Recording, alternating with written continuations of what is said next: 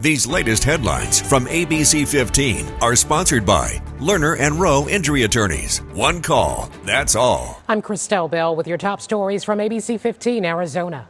Tracking a developing story we first brought to you as breaking news at 11. Phoenix police officers investigating a shooting that involved one of its officers. So this happened this morning near 28th Avenue and Thunderbird. Now, if you're in that area, we want you to know you can expect closures on Thunderbird for most of the day while officers are in that area investigating. ABC 15's Fort Hatchett is at the scene this afternoon with an update on what we've learned so far. New at 4, Mesa police say 4 UPS workers took packages off the shipping line, made new labels, and sent high-value packages to themselves instead of the original recipient. According to court documents, one suspect was taking products received from manufacturers and vendors known to him, such as electronics, household goods, and removing them from the shipping line. Police say all 4 admitted to knowing what they did was illegal and are accused of stealing more than $10,000 worth of merchandise over a year. UPS says they do not comment on active investigations, but coming up tonight at 6, you'll hear why one of the suspects say that he got involved in the operation and what to do if you think you are a victim of a similar crime.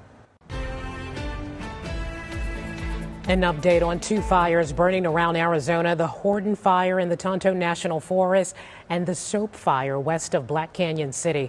Let's first talk about the Horton Fire, which has burned about 400 acres. No containment. Several communities have been placed on set status, including the Tonto Creek Estates, Tonto Rim Christian Camp, the Tonto Fish Hatchery, and Zane Gray Cabins. Now, set status means be ready to evacuate. So then there's the Soap Fire, which has burned about 630 acres and is currently about 10% contained.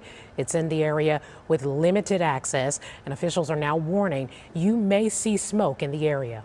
Senator Kyrsten Sinema bidding farewell to Capitol Hill today after more than a decade in Washington.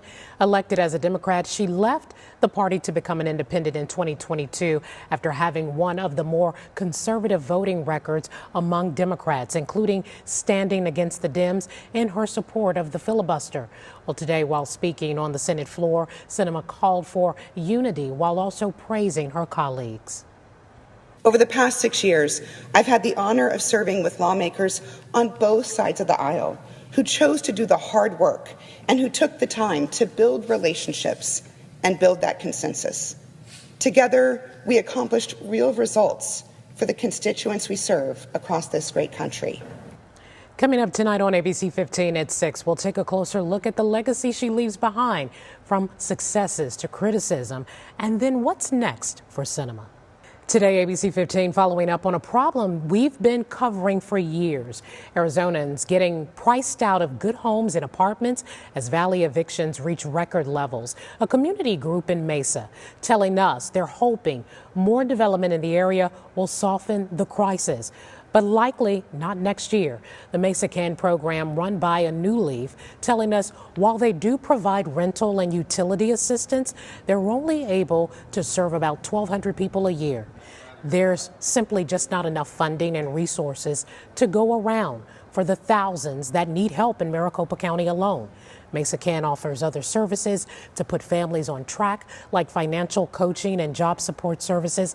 And recently, they teamed up with AT&T to create a lab for computer literacy classes to help people be competitive in the job market. Let's check that most accurate forecast. As we know, it is a warm December. I'm meteorologist Ashley DiMartino.